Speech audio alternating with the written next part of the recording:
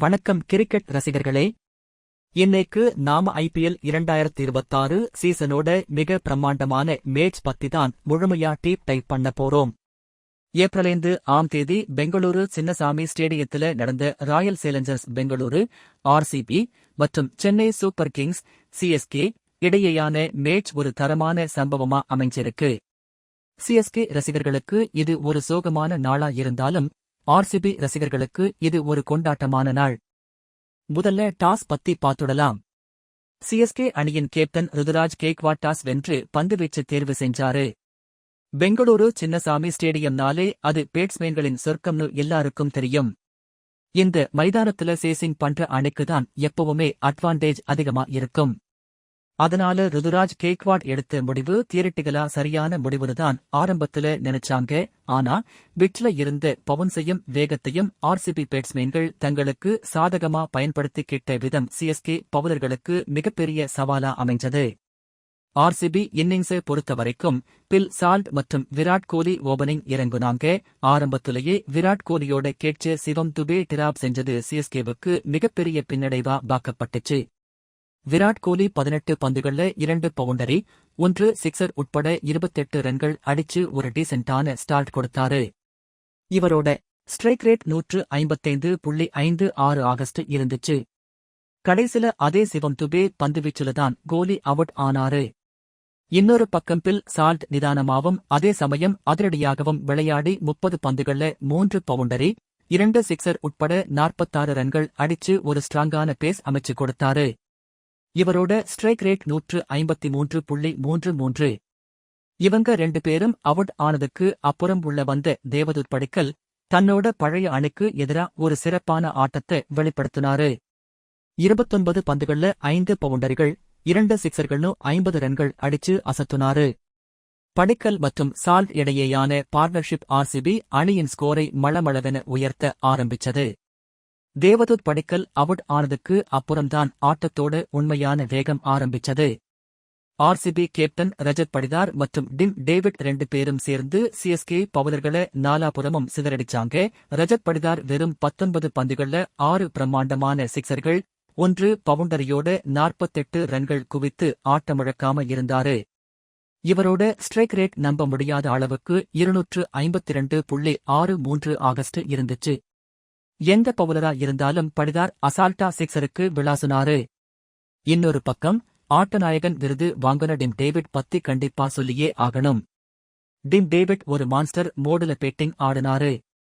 வெறும் 25 பந்துகள்ல 70 ரன்கள் குவிச்சு இறுதி வரை ஆட்டமிழக்காம இருந்தாரு. இதுல 8 இமாலய சிக்ஸர்கள் மற்றும் 3 பவுண்டரிகள் அடங்கும். இவரோட ஸ்ட்ரைக் ரேட் 280. குறிப்பா CSK பவுலர் ஜேமி ஓவர்டன் வீசுன ஒரு ஓவர்ல மட்டும் 30 ரன்கள் விளாசி தள்ளுனாரு டிம் டேவிட். இந்த தொடர் அதிரடியால RCB அணி 20 ஓவர்கள் முடிவுல வெறும் 3 விக்கெட்டுகளை மட்டுமே இழந்து 250 ரன்கள் அப்படிங்கிற ஒரு பிரம்மாண்டமான இலக்க நிர்ணயிச்சாங்க. CSK தரப்புல ஜேமி ஓவர்டன் மற்றும் சிவம் துபே தலா ஒரு விக்கெட் எடுத்தாலும் ஓவர் ஆலா எல்லா பவுலர்களின் எகானமியும் மிக மோசமா இருந்துச்சு. 251 ரன்கள் அப்படிங்கிற மிகப்பெரிய இலக்க துரத்த ஆரம்பிச்ச CSK அணிக்கு ஆரம்பமே அதிர்ச்சியா இருந்துச்சு. ஓபனிங் இறங்குன கேப்டன் ருதுராஜ் கெய்க்வாட் 3 பந்துகள்ல 1 சிக்ஸருடன் 7 ரன்களும் விக்கெட் கீப்பர் சஞ்சு சாம்சன் 5 பந்துகள்ல 1 சிக்ஸருடன் 9 ரன்களும் எடுத்து சீக்கிரமே ஆட்டமிழந்து மிகப்பெரிய ஏமாற்றம் கொடுத்தாங்க. அடுத்து வந்த ஆயுஷ் மத்ரே 1 ரன் மட்டுமே எடுத்து பெவிலியன் திரும்பினாரு. சிவம் துபே ஓரளவுக்கு தாக்குப்பிடிச்சு 13 பந்துகள்ல 2 பவுண்டரி 1 சிக்ஸருடன் 18 ரன்கள் எடுத்த நிலையில் விக்கெட் கீப்பர் ஜிதேஷ் சர்மாவிடம் ஒரு சிறப்பான கேட்ச் கொடுத்து அவுட் ஆனாரு. இருந்தாலும் மிடில் ஆர்டர்ல சர்பராஸ் கான் மற்றும் பிரசாந்த் வீர் 2 பேரும் ஒரு பொறுப்பான பார்ட்னர்ஷிப் அமைச்சு அணியின் ஸ்கோரை உயர்த்த போராடினாங்க. சர்பராஸ் கான் மிக சிறப்பா விளையாடி 25 பந்துகள்ல 8 பவுண்டரிகள் 2 சிக்ஸர்களோட 50 ரன்கள் அடிச்சாரு. இவரோட அதிரடியான ஸ்ட்ரைக் ரேட் ஆகஸ்ட் 200 இருந்துச்சு. அதே மாதிரி பிரசாந்த் வீர் 29 பந்துகள்ல 6 பவுண்டரிகள் 1 சிக்ஸர் உட்பட 43 ரன்கள் அடிச்சு வலுவான போராட்டத்தை பதிவு செஞ்சாரு. பின்வரிசையில் ஜேமி ஓவர்டன் 16 பந்துகள்ல 4 பவுண்டரிகள் 2 சிக்ஸர்களுடன் 37 ரன்கள் அடிச்சு அதிரடி காட்டினாரு. ஆனா இலக்கு ரொம்ப பெருசா இருந்ததுனால இந்த போராட்டங்கள் வெற்றிக்கு போதுமானதா இல்ல. ஆர்சிபி பவுலர்கள் மிக துல்லியமா பந்து வீசி சரியான நேரத்துல விக்கெட்டுகளை வீழ்த்தி சிஎஸ்கே பேட்ஸ்மேன்களுக்கு நெருக்கடி கொடுத்தாங்க. இறுதியா சிஎஸ்கே அணி 19.4 ஓவர்கள்ல 207 ரன்களுக்கு அனைத்து விக்கெட்டுகளையும் இழந்து ஆல் அவுட் ஆனாங்க.